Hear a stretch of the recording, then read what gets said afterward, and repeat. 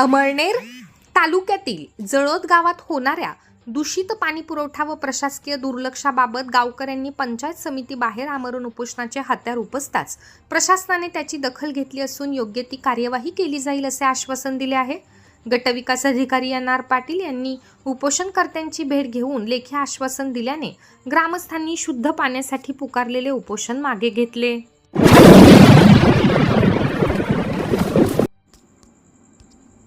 Amalner Lions club तर्फे रविवारी 24 मे रोजी हाडे व सांधे तपासणीसाठी मोफत शिबिराचे आयोजन करण्यात आले आहे।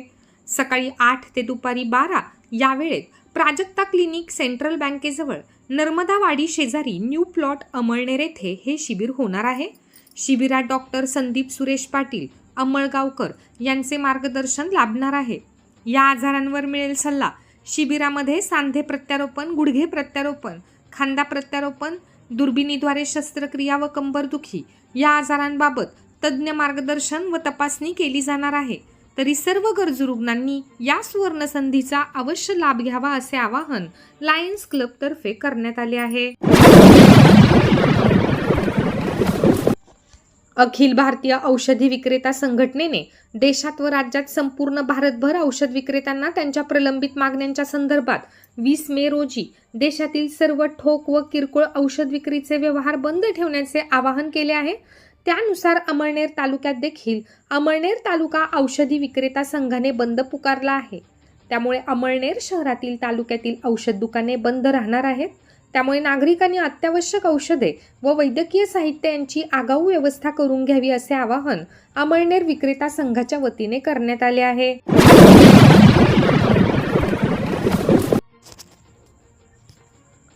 अमळनेर शहरात पोलीस निरीक्षक दत्तात्रय निकम यांच्या नेतृत्वाखाली उघड्यावर मद्यपान करणाऱ्या तळीरामांविरोधात विशेष मोहीम राबविण्यात आली असून या मोहिमेत तब्बल 17 जणांवर कारवाई करण्यात आली।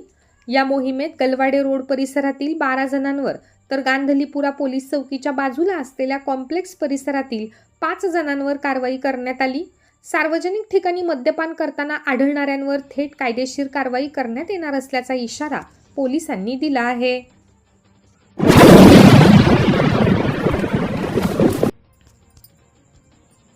अमळनेर शहरातील पीबीए इंग्लिश मीडियम स्कूलचे प्रधानाचार्य जे.एस. देवरे यांना डॉक्टर होमी बाबा रिसर्च सेंटर मुंबई यांच्या वतीने बेस्ट प्रिन्सिपल पुरस्कार प्रदान करण्यात आला। तर पीबीए शाळेचे विद्यार्थी कार्तिक शिसोदे व कौस्तुभ शिसोदे यांची रोबो क्वेस्ट प्रतियोगिता स्पर्धेमधून इस्रो भेटीसाठी निवड करण्यात आली आहे।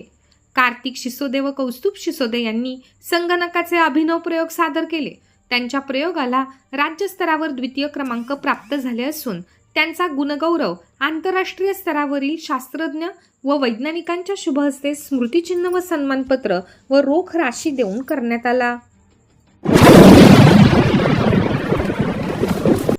उष्णतेच्या कहरामुळे अमळनेर तालुक्यात 17 रोजी 4 वेगवेगळ्या ठिकाणी आग लागण्याच्या घटना घडल्या। मात्र अग्निशमन दलाने तात्काळ घटनास्थळी पोहोचून सर्व आग्या आटोक्यात आणल्याने मोठा अनर्थ टळला। सकाळी 12:45 मंगरुळ येथे गावालगत खळवाडीस आग लागली।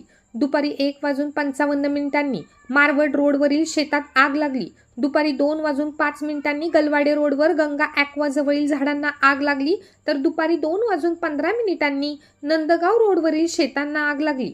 अग्निशमन अधिकारी गणेश गोसावी यांच्या मार्गदर्शनाखाली कर्मचारी दिनेश भिराडे, फारुख शेख, जफर पठाण, मच्छिंद्र चौधरी, भिका संदानशिव, मुन्ना धनगर, आकाश बाविस्कर यांनी आगीवर नियंत्रण मिळवले।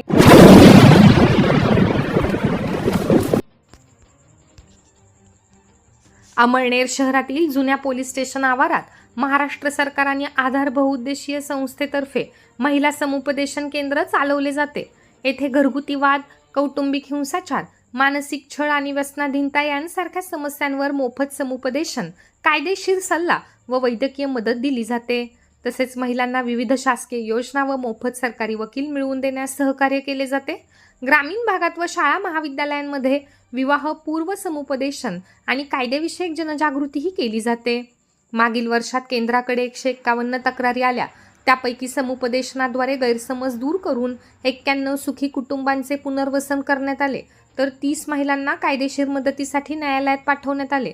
जिल्हा महिला बाल विकास अधिकारी ऋषिकेश काळे, संस्थेच्या अध्यक्षा डॉक्टर भारती पाटील व सचिव प्राध्यापक विजयकुमार वाघमारे यांच्या मार्गदर्शनाखाली समुपदेशक रेणूप्रसाद व ज्ञानेश्वरी पाटील येथे कार्यरत आहेत. अडचणीत असलेल्या महिलांनी 7972 33 95 66 या क्रमांकावर संपर्क साधावा.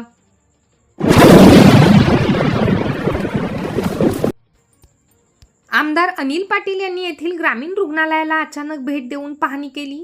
यावेळी उपजिल्हा रुग्णालयाच्या संथ गतीने सुरू असलेल्या बांधकामाबाबत त्यांनी तीव्र नाराजी व्यक्त करत बांधकाम विभागाच्या अभियंत्यांना 2 महिन्यात काम पूर्ण करण्याचे कडक आदेश दिले. वर्षभरापासून बंद असलेले स्वच्छतागृह आणि तुटलेले दरवाजे तातडीने दुरुस्त करण्याच्या सूचना त्यांनी दिल्या. रुग्णालयातील अस्वच्छ बेडशीट पाहून रुग्णांच्या आरोग्याशी खेळ खपवून घेतला जाणार नाही असा इशारा त्यांनी दिला. वाढत्या उष्णतेच्या पार्श्वभूमीवर त्यांनी उष्माघात कक्षाची पाहणी करून कूलर, थंड पाणी व पुरेसा औषध साठा ठेवण्याचे निर्देश वैद्यकीय अधीक्षक डॉक्टर प्रकाश ताळे यांना दिले.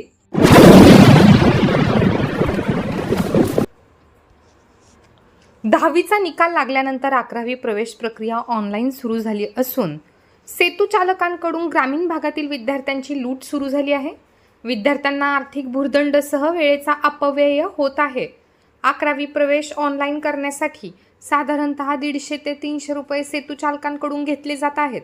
एकाच वेळी विद्यार्थ्यांची माहिती 10वीच्या परीक्षा क्रमांक टाकून त्यानंतर कागदपत्रे अपलोड करणे आणि महाविद्यालय निवडणे अशी तिन्ही कामे होऊ शकतात. मात्र सेतू चालक पहिल्यांदा फक्त माहिती भरून लॉक करतात, नंतर पुन्हा बोलवतात आणि कागदपत्रे अपलोड करतात. तसेच पुन्हा बोलवून नंतर महाविद्यालयाची निवड करतात. प्रत्येक वेळी विद्यार्थ्यांकडून किंवा पालकांकडून पैसे घेतले जातात. विद्यार्थ्यांचा वेळ आणि पैसे वाया जातात. अशा प्रकारे विद्यार्थ्यांची लूट केली जात आहे.